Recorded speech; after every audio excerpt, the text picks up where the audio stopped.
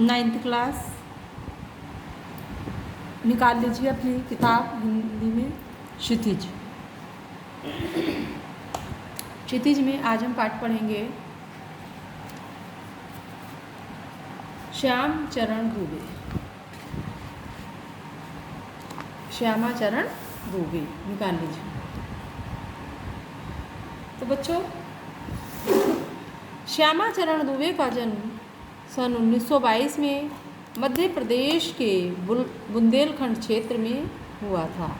उन्होंने नागपुर विश्वविद्यालय से मानव विज्ञान में पीएचडी की। वे भारत के अग्रणी समाज वैज्ञानिक रहे। उनका देहांत सन 1996 में हुआ। जन्म कब हुआ इनका?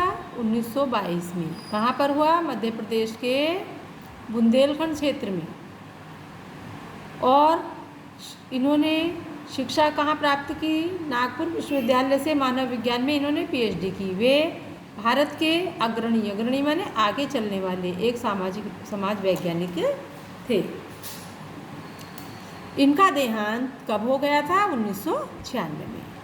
मानव और संस्कृति, परंपरा और इतिहास, बौद्ध संस्कृति तथा शिक्षा, समाज और भविष्य, भारतीय ग्राम, संक्रमण की पीड़ा, विकास का समाजशास्त्र, समय और संस्कृति, हिंदी में उनकी प्रमुख पुस्तकें हैं। जो ये अभी मैंने नाम बताए हैं, ये इनकी प्रमुख पुस्तकें हैं जो इन्होंने लिखी हैं। प्रोफेसर दुबे ने विभिन्न विश्वविद्यालयों में अध्यापन कार्य किया तथा अनेक संस्थानों में प्रमुख पदों पर रहे। जीवन, समाज के और संस्कृति के ज्वलंत विषयों पर उनके विश्लेषण एवं स्थापनाएं उल्लेखनीय हैं। भारत की जनजातियों और ग्रामीण समुदायों पर केंद्रित उनके लेखों में बृहद समुदाय का ध्यान आकर्षित किया है। वे जटिल विचारों को तार्किक विश्लेषण के साथ सहज भाषा में प्रस्तुत करते हैं। तो बच्चों, इन्होंने कई विश्वविद्यालयों में इन्होंने अध्यापन कार्य किया और अनेक संस्थानों में भी ये कई पदों पर रहे। तो इन्होंने अपने जीवन, समाज और संस्कृति के ज्वलंत विषय, ज्वलंत मतलब जो उस समय चल रहे होते हैं, जो उस समय अधिक जोर पकड़ते हैं विषय, उनका इन्होंने विश्लेषण किया। उन पर ही इन्होंने अपने लेख लिखे हैं। जो इनकी पुस्तकें हैं, इनकी पुस्तकों में जो उस समय के ज्वलंत मुद्दे थे, जो उस समय के विषय थे, उस पर ही इन्होंने लिखा है। भारत की जनजाति और ग्रामीण समुदायों पर केंद्रित उनके लेखों में बृहद समुदाय का ध्यान आकर्षित किया है और जटिल विचारों को तार्किक विश्लेषण तथा सहज भाषा में ये अपने लेख जो है प्रस्तुत करते हैं। इनकी जो लिखे हुए हैं, इनकी भाषा बड़ी सहज है, सरल है। अब बच्चों, जो ये हम पढ़ेंगे अभी पाठ आपका उपभोक्तावाद की संस्कृति। इसमें क्या बताया गया है? इसमें ये बताया गया है कि जो ये निबंध है, इसमें बाजार की गिरफ्त में आ रहे हैं कौन? समाज। यानी जो हमारे समाज में जो वास्तविकता है वो नहीं रही है। आजकल क्या है, क्या हो रहा है समाज में?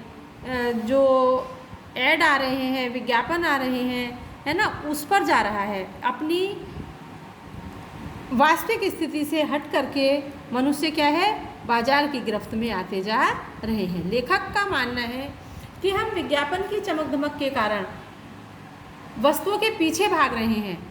हमारी निगाह गुणवत्ता पर नहीं है, बल्कि उसकी चमक धमक पर है। अभी देखते हैं टीवी में कि हाँ, कौन सा ऐड आया है, बच्चा उसी को लेना, बच्चे क्या बड़े भी सब, मतलब समाज में एक ऐसा बन गया है कि उसी को लेना पसंद करेंगे कि नहीं, वो चीज़ अच्छी होगी। दूसरा जैसा लेके आया है वो वैसा ही खरीदने के लिए तैयार रहता है कि जैसी उसकी साड़ी वैसी मैं, जैसा उसका ये कोई सामान लाए हैं वैसा ही हमारे घर में भी होना चाहिए। तो हम क्या है, चमक धमक पर और दूसरों का अनुसरण कर रहे हैं अपनी वास्तविकता को पीछे छोड़ के। तो यही जो है श्याम चरण दुबे ने बताया है। हमारी निगाह क्या है, किसी भी वस्तु की गुणवत्ता पर नहीं है। हम संपन्न और अभिजन वर्ग द्वारा प्रदर्शनपूर्ण जीवन शैली को अपनाते चले जा रहे हैं। देखते हैं कि धनी लोगों के घर क्या इस्तेमाल किया जाता है, धनी लोग क्या करते हैं, तो हम भी उस वस्तु को ललचाई आँखों से देखते हैं। भले ही हमें अगर मान लिया क्षमता नहीं भी है, एक निम्न वर्ग में क्षमता नहीं भी है, फिर भी वो उसको लेने की सोचता है, उसको ललचाई आँखों से देखता है। यह सभ्यता के विकास की चिंताजनक बात है। ये हमारे सभ्य समाज के लिए अच्छा नहीं है। ये बहुत ही चिंतनीय विषय है जिसे उपभोक्तावाद ने परोसा है। यानी उपभोक्तावाद में जो आइए आप पढ़ेंगे, लेखक की यह बात बहुत महत्वपूर्ण है कि जैसे जैसे यह दिखावे की संस्कृति फैलेगी, सामाजिक अशांति और विषमता भी बढ़ेगी। क्या कहा लेखक को? इस बात की बहुत अधिक चिंता हो रही है कि इस दिखावे की संस्कृति के पीछे हम दौड़ रहे हैं, हम केवल दिखा रहे हैं, लेकिन जैसे जैसे ये हम दिखावे के पीछे दौड़ते जाएंगे, हर वस्तु की चमक धमक के पीछे दौड़ते जाएंगे, है ना, तो क्या होगा? समाज में अशांति फैलेगी और विषमता फैलेगी। विषमता का मतलब है कि धनी और निर्धन वर्ग में यानी बहुत अधिक अंतर है। धनी बहुत अधिक धनी है और निर्धन बहुत अधिक निर्धन है। यानी क्या होगा, कैसे होगा निर्धन?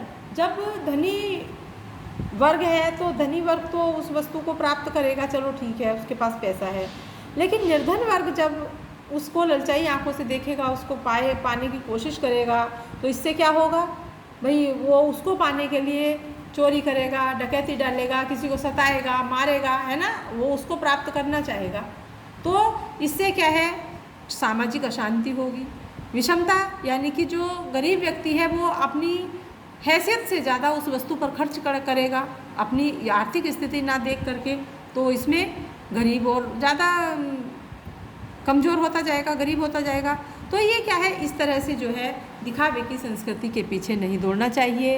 ये हमारे समाज के लिए बहुत ही चिंता का विषय है, बहुत ही सोचने की बात है।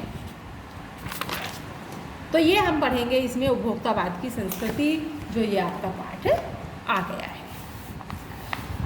तो देखिए बच्चों, उपभोक्तावाद की संस्कृति, धीरे धीरे सब कुछ बदल रहा है। एक नई जीवन शैली अपना वर्चस्व स्थापित कर रही है। उसके साथ आ रहा है एक नया जीवन दर्शन, उपभोक्तावाद का दर्शन। उत्पादन बढ़ाने पर जोर है चारों ओर। यह उत्पादन आपके लिए है, आपके भोग के लिए है, आपके सुख के लिए है। सुख की व्याख्या बदल रही है। भोग ही सुख है। एक सूक्ष्म बदलाव आया है नई स्थिति में। उत्पाद तो आपके लिए है, पर आप यह भूल जाते हैं कि जाने अनजाने आज के माहौल में आपका चरित्र भी बदल रहा है और आप उत्पाद को समर्पित होते जा रहे हैं। तो ये व्याख्या आएगी, ये बड़ी महत्वपूर्ण व्याख्या है। इसको जो है आप समझ लीजिए और करना भी है। तो व्याख्या जैसे कि मैंने आपको बता रखी थी, इस पाठ में से व्याख्या बहुत महत्वपूर्ण है, सभी पढ़ना आप अच्छे से। तो जैसे कि मैंने आपको व्याख्या करनी बताई थी, नहीं तो फिर से बता रही हूँ। क्या लिखेंगे हम जब किसी भी करेंगे, आएगा कि ये पंक्तियाँ दी हुई होंगी और कहेंगे आप कि इसकी सप्रसंग व्याख्या कीजिए, संदर्भ सप्रसंग व्याख्या कीजिए। तो इसमें क्या लिखना है आपको? सबसे पहले लिखना है संदर्भ। संदर्भ में आप लिखेंगे प्रस्तुत पंक्तियाँ या प्रस्तुत गद्यांश। ये गद्यांश है। प्रस्तुत गद्यांश हमारी पाठ्य पुस्तक किसके? क्षितिज के पाठ उपभोक्ता की संस्कृति से लिया गया है। समझ में आ रहा है बच्चों? प्रस्तुत पंक्तियाँ हमारी पाठ्य पुस्तक क्षितिज के पाठ उपभोक्ता की संस्कृति से ली गई हैं। इसके लेखक श्यामाचरण दुबे हैं। अब प्रसंग में आप बता देंगे कि प्रसंग यहाँ क्या लिखना है, क्या है। प्रस्तुत पंक्तियों में लेखक श्यामाचरण दुबे जी ने उपभोक्ता की संस्कृति के बारे में बताया है। क्या कहा है कि हम जो उपभोक्ता कौन होता है बच्चों? जो वस्तु का उपभोग करता है।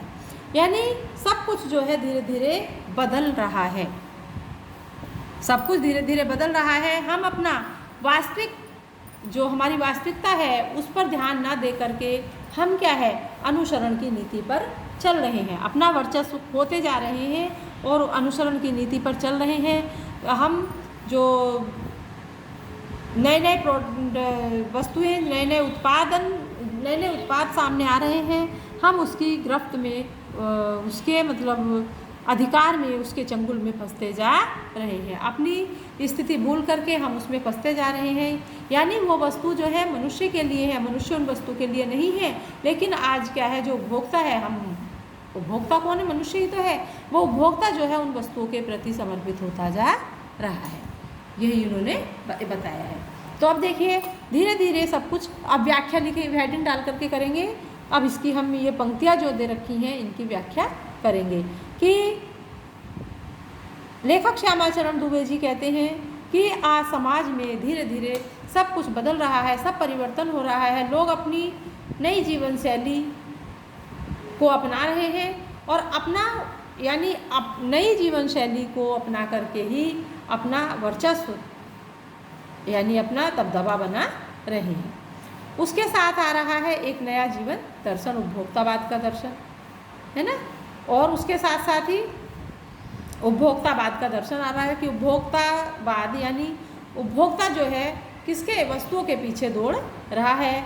उत्पादन बढ़ाने पर जोर है, नए नए उत्पादन अधिक से अधिक हो रहा है, उत्पादन बढ़ रहा है, नई नई वस्तुओं की जानकारी मिल रही है ना। तो हम भी क्या है, उन वस्तुओं के नए नए उत्पादन के पीछे ही दौड़ रहे हैं।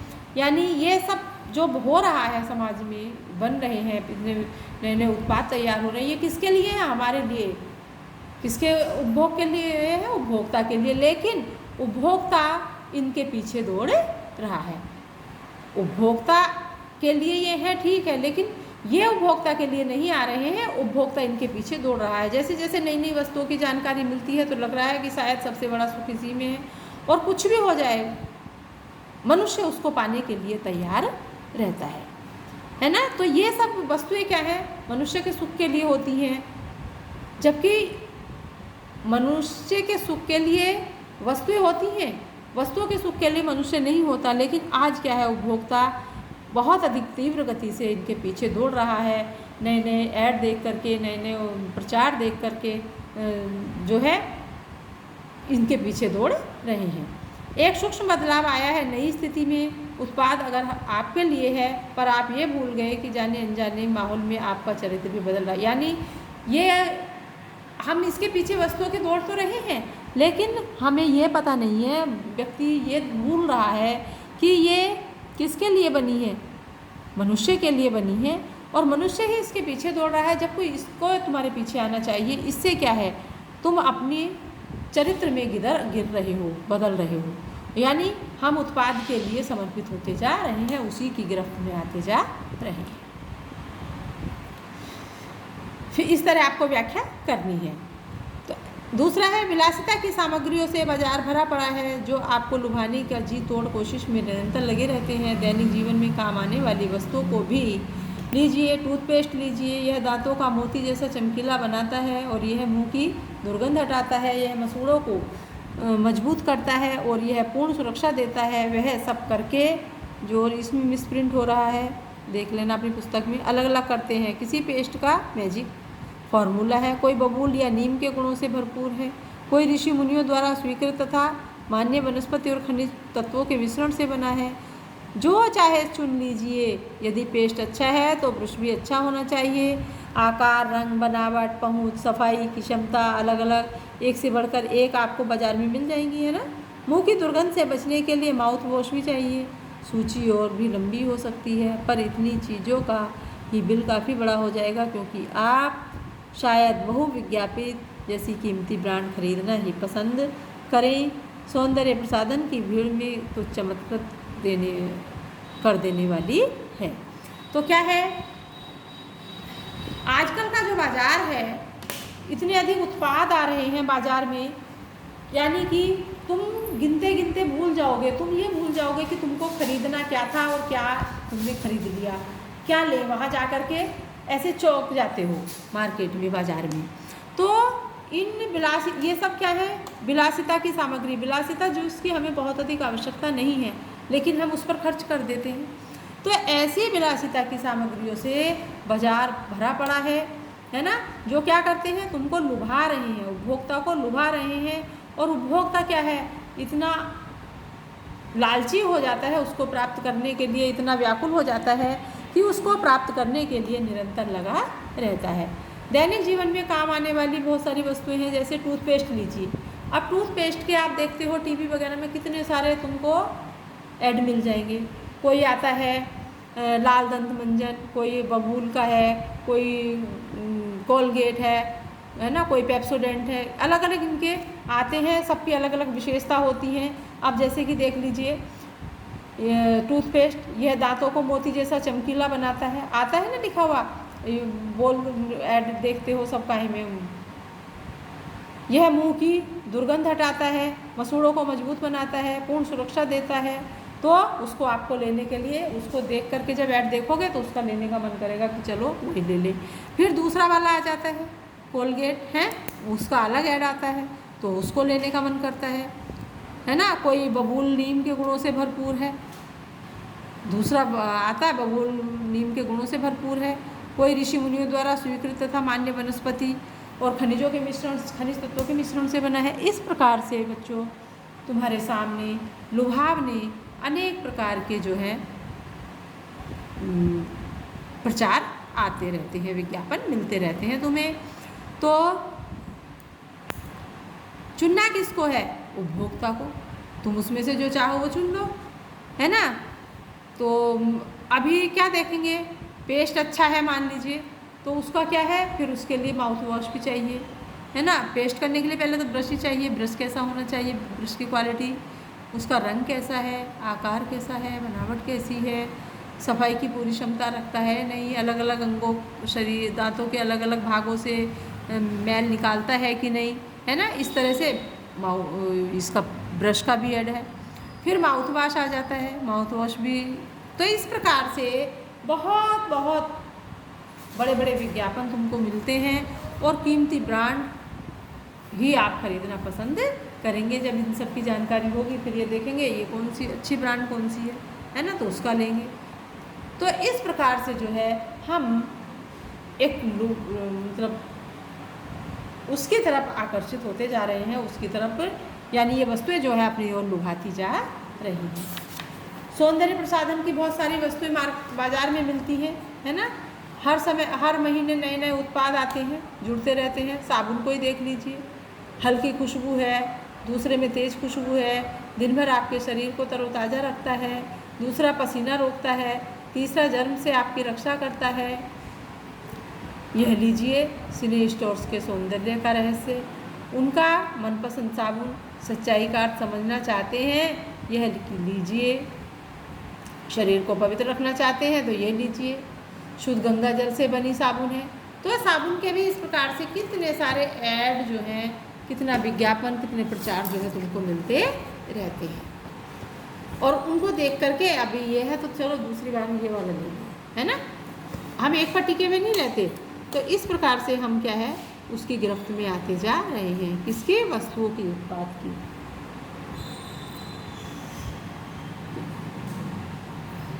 यह लीजिए गंगा जल से बनी साबुन है, चमड़ी को नर्म रखने के लिए यह लीजिए। महंगी है पर आपके सौंदर्य में निखार ला देगी। सम्राट महिलाओं की ड्रेसिंग टेबल पर 30-30 हज़ार की सौंदर्य सामग्री होना तो मामूली सी बात है। महिलाओं की टेबल पर अलग अलग सौंदर्य सामग्री पड़ी रहेंगी, है ना। पेरिस से परफ्यूम मंगाइए, इतना ही खर्च हो जाएगा। ये प्रतिष्ठा चिन्ह है, समाज में आपकी हैसियत जताते हैं। पुरुष भी इस दौड़ में पीछे नहीं है। पहले उनका काम साबुन, तेल और से चल जाता था, आफ्टर शेव और कोलोन बाद में आए। अब तो यह सूची दर्जन 2 दर्जन चीज़ें और इसमें जुड़ गई हैं। यानी इसमें केवल महिलाएं ही नहीं, पुरुष भी इसमें पीछे नहीं है। जैसे जैसे ज्ञान का प्रचार प्राप्त हो रहा है वैसे मनुष्य जो है इसके प्रति आकर्षित होता जाता है। छोड़िए इन सब सामग्री को, वस्तु और परिधान की दुनिया में आइए। अब जगह जगह बुटीक खुल गए हैं, नए नए डिजाइन के परिधान बाजार में आ गए हैं।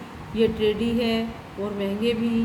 पिछले वर्ष में फैशन इस वर्ष, है ना, पिछले वर्ष के फैशन इस वर्ष। शर्म की बात है, घड़ी पहले समय दिखाती थी, ये उसमें यदि यही काम लेना हो तो 400-500 में मिल जाएगी, हैसियत जताने के लिए आप 50-60 हज़ार से लाख 1.5 लाख तक की घड़ी भी ले सकते हैं। यानी क्या है, एक घड़ी अब हम क्या है अपनी हैसियत दिखाते हैं, ये कि जितना बड़े से बड़ा सामान महंगे से महंगा होगा शायद व्यक्ति की उसमें हैसियत पता लगेगी, उसकी जो प्रतिष्ठा है वो पता लगेगी। तो अभी घड़ी को ले लीजिए, घड़ी 400-500 में भी मिल जाएगी। चलने तो आप लेकिन हम अपनी हैसियत जताना चाहते हैं तो हमें 1.5-2 लाख की घड़ी भी हम ले सकते हैं। ऐसे ही संगीत की समझ हो या नहीं हो, कीमती म्यूजिक सिस्टम ज़रूरी है, कोई बात नहीं। यदि आप उसे ठीक तरह भी चला सकें या ना चला सकें, लेकिन आप उसको लेने के लिए जो है ज़रूर उत्सुक रहेंगे, ज़रूर लेना चाहेंगे। कंप्यूटर काम के लिए तो खरीदे ही जाते हैं, वह दिखावे के लिए भी खरीदने वालों की संख्या कम नहीं है। खाने के लिए 5 सितारा होटल है, यहाँ तो अभिभा भी होने लगे हैं। बीमार पड़ने पर 5 सितारा अस्पतालों में आइए। सुख सुविधाओं और अच्छे इलाज के अतिरिक्त यह अनुभव काफ़ी समय तक चर्चा का विषय भी रहेगा। पढ़ाई के लिए 5 सितारा पब्लिक स्कूल है, शायद शीघ्र ही शायद कॉलेज और यूनिवर्सिटी भी बन जाए। भारत में तो यह स्थिति अभी नहीं आई, पर अमेरिका, यूरोप और कुछ देशों में आप मरने के पहले ही अपने अंतिम संस्कार और अनंत विश्राम को प्रबंध भी कर सकते हैं। एक कीमत पर आपकी कब्र के आसपास सदा हरी भरी घास होगी, मन चाहे फूल होंगे, चाहे तो वहाँ फव्वारे होंगे और मंद ध्वनि में निरंतर संगीत भी चलेगा। तो देखिए दिखावे के लिए लोग क्या क्या नहीं करते हैं। तो हमारी जो ये संस्कृति है ये एक दिखावे की संस्कृति बन गई है ना। दिखावे के लिए परिधान की दुनिया में कितने बुटीक खुल गए हैं, अलग अलग तरह के परिधान बाजार में आ गए। परिधान यानी जो वस्त्र हम पहनते हैं वो कितने बाजार में आ गए हैं, और एक देख करके दूसरे को ललच जाता है कि हाँ हमें भी यही लेना है, इससे भी अच्छा लेना है ना। जैसा इसके पास है ऐसा नहीं, इससे अच्छा होना चाहिए हमारा। इस तरह से जो है हम उसके पीछे दौड़ रहे हैं। लेकिन ये बड़े शर्म की बात है कि दिखावा नहीं करना चाहिए, दिखावे के पीछे नहीं दौड़ना चाहिए।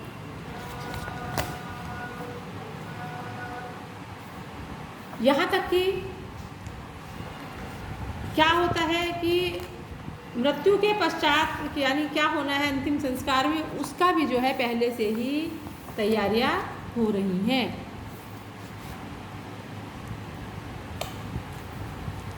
कल भारत में भी यह संभव हो सकता है, यानी कौन सा, जो कि जैसा विदेशों में होता है कि मृत्यु से पहले ही जो है ये सब प्रबंध कर लिया जाता है, अंतिम संस्कार कहाँ करना है, कैसे करना है ना। और कब्र के आसपास सदा हरी भरी घास होगी, मन चाहे फूल होंगे, मंद मंद आवाज़ में जो है म्यूजिक वहाँ बजता रहेगा। ये सब पहले ही पैसा दे देते हैं और वहाँ व्यवस्था हो जाती है। ऐसा भारत में अपने नहीं है ना, ये विदेशों की बात है।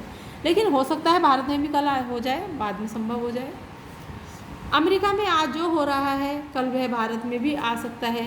प्रतिष्ठा के अनेक रूप होंगे, चाहे वे हास्यप्रद हों ही क्यों ना हो। यह एक छोटी सी झलक उपभोक्तावादी समाज की, यह विशिष्ट जन का समाज है, पर सामान्य जन इसे ललचाई निगाहों से देखते हैं। यानी ये सब जो वस्तुएं होती हैं जो देखते हैं हम, ये वीआईपी लोगों के लिए होती हैं, विशिष्ट लोगों के लिए होती हैं जिनकी आमदनी बहुत अधिक होती है। लेकिन क्या हो रहा है, नुकसान ये है कि सामान्य व्यक्ति भी जिसकी आय नहीं है वो भी इसे ललचाई आंखों से देखता है, निगाहों से देखता है, और उनकी दृष्टि में एक विज्ञापन की भाषा में यही राइट है, राइट चॉइस बेबी। यानी जब ललचाई आंखों से देखता है तो उसको प्राप्त करने की भी कोशिश करेगा ही, और नहीं प्राप्त होगी तो उसको जो है दुख होगा, है ना। तो ये बड़े शर्म की बात है। अब विषय के गंभीर पक्ष की ओर आए। इस उपभोक्ता की संस्कृति का विकास भारत में क्यों हो रहा है? गंभीर पक्ष क्या है और उपभोक्ता की संस्कृति का विकास भारत में क्यों हो रहा है? सामंती संस्कृति एक तत्व भारत में पहले भी रहे हैं, उपभोक्तावाद इस संस्कृति से जुड़ा हुआ है। आज सामंत बदल गए हैं, सामंती संस्कृति का मुहावरा बदल गया है। हम संस्कृति अस्मिता की बात कितनी ही करें, परंपराओं का अमूल्य हुआ है, आस्थाओं का शरण हुआ है। कड़वा सच तो यह है कि हम बौद्धिक दास्ता को स्वीकार यानी कर रहे हैं। पश्चिम के सांस्कृतिक उपनिवेश बन रहे हैं। हमारी नई संस्कृति अनुकरण की संस्कृति है। हम आधुनिकता के झूठे प्रतिमान को अपनाते जा रहे हैं। प्रतिष्ठा की अंधी प्रतिस्पर्धा में जो अपना है उसे खोकर छद्म आधुनिकता की, यहाँ निशान लगा लीजिए इस पर, गिरफ्त में आते जा रहे हैं। संस्कृति की नियंत्रक शक्तियों को क्षीण हो जाने के कारण हम दिग्भ्रमित हो रहे हैं। इतना यानी हमारा समाज ही अन्य निर्देशित होता जा रहा है। विज्ञापन और प्रसार की सूक्ष्म तंत्र हमारी मानसिकता बदल रहे हैं। इसमें सम्मोहन की शक्ति है, वशीकरण की भी।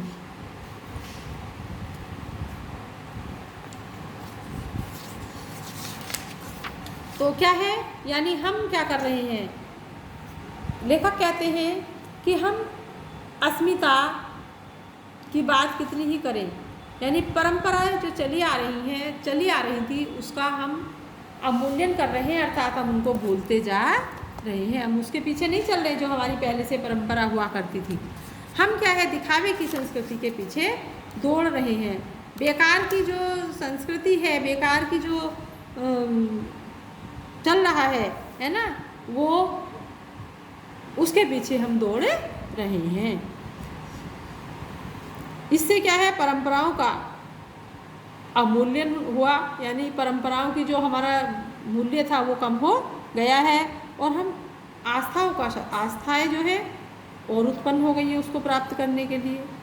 सांस्कृतिक उपनिवेश बन रहे हैं। हमारी संस्कृति यानी अनुकरण की संस्कृति बने रही है, और हम प्रतिस्पर्धा कर रहे हैं। प्रतिस्पर्धा मतलब प्रतियोगिता कर रहे हैं कि इसके पास ऐसा है, हमारे पास भी वैसा हो, उसके पास इतना घर है, मेरे पास, उसके पास बंगला है, मेरे पास भी होना चाहिए, है ना। इस तरह से हम प्रतिस्पर्धा की छद्म आधुनिक दौड़ की गिरफ्त में आते जा रहे हैं, इसके शिकंजे में फंसते जा रहे हैं। अंततः इस संस्कृति का फैलाव का परिणाम क्या होगा, यानी बाद में अब इसका अंत में क्या परिणाम होगा, यह एक गंभीर चिंता का विषय हमारे सामने है। हमारे सीमित संसाधनों का घोर अपव्यय हो रहा है, यानी हमारे पास तो साधन कैसे हैं, सीमित हैं, और हमारी जो आकांक्षाएं हैं, इच्छाएं हैं, और हम खरीदना चाहते हैं। मान लीजिए हमारे 100 रुपये हमारे पास है और हम 1000 रुपये का सामान खरीदेंगे, तो ये क्या है, अपव्यय ही तो है ना। जीवन की गुणवत्ता आलू के चिप्स से नहीं सुधरती है, वह बहुविज्ञापित शीतल पेय से नहीं सुधरती है, भले ही वे अंतर्राष्ट्रीय हों, पिज्जा हो, बर्गर कितने भी आधुनिक हो, वे कूड़ा खाद्य ही हैं। क्या कहा है कि हम अपनी संस्कृति को छोड़ करके दिखावे के पीछे दौड़ रहे हैं, यह एक गंभीर चिंता का विषय है। हमारे सीमित साधन हैं हमारे पास, और हम सोच रहे हैं अमेरिका की बात, है ना, तो ये हमारे लिए क्या है, अपव्यय है। और जब हम अपव्यय कर देंगे, हमारी आमदनी इतनी है नहीं और हम आवश्यकता से अधिक खर्च कर देंगे, तो बुरे वक्त में जो है हमारे क्या साथ देगा, कुछ भी नहीं, है ना। तो हम क्या कह रहे हैं कि जीवन की जो गुणवत्ता है, लेखक का कहना है कि जीवन की जो गुणवत्ता है वो आलू के चिप्स से नहीं सुधरती, बल्कि और ना ही बहुत सारे जिसके विज्ञापन आ रहे हैं उनकी शीतल पदार्थों से सुलझती है, भले ही वे अंतर्राष्ट्रीय हों, पिज्ज़ा बर्गर कुछ भी हो, ये सब क्या है, कूड़ा खाद्य हैं। इसको क्या कहा है, कूड़ा खाद्य। हमें वही खाना चाहिए जो हमारे लिए पौष्टिक है, सरलता से उपलब्ध हो जाए, है ना। वही चीज़ हम खाएंगे तो वो हमारे लिए मतलब अच्छी रहेगी। नहीं तो हम अपने लक्ष्य से भ्रमित हो रहे हैं, भटक रहे हैं। यदि हम अपने आमदनी के हिसाब से खर्च नहीं करते हैं, अपने जो हैसियत है हम उसके दायरे में नहीं रहते हैं, तो हम क्या है, समझ लीजिए हम भ्रमित हो रहे हैं।